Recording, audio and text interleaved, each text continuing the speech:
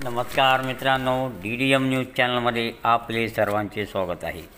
दोन चिमुकल्याचा खून करणाऱ्या मुकदमास जन्मठेप। लातूर जिल्हा सत्र न्यायालयाचा निकाल।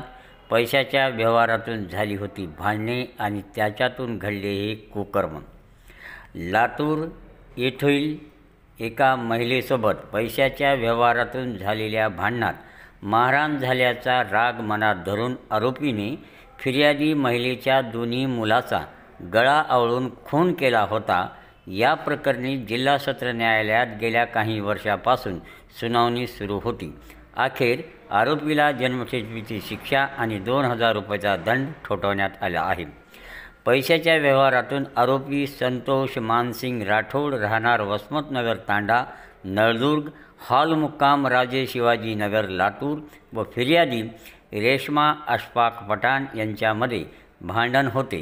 दरम्यानच्या काळात झालेल्या भांडणात बेदम मारहाण झाल्याचा राग मनात धरून संतोष राठोड याने 13 ऑक्टोबर 2019 रोजी फिर्यादी रेश्मा पठाण यांच्या इरफान वय 7 व जुनेद वय 4 या दोन मुलांना दुचाकीवर बसवून पेठ शिवारातील उसाच्या फडात नेले।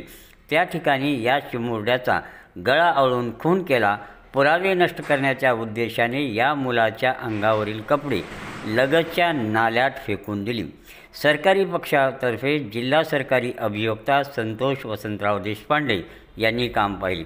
त्यांना तपासी अधिकारी सहाय्यक पोलीस निरीक्षक SD पवार, समन्वयक व पैरवी अधिकारी सहाय्यक पोलीस उपनिरीक्षक RT Rathod, police head constable Shaikh व RS कडगे तसेच ॲडव्होकेट MK बिरकर व दिलीप नगराळे यांनी सहकार्य केले।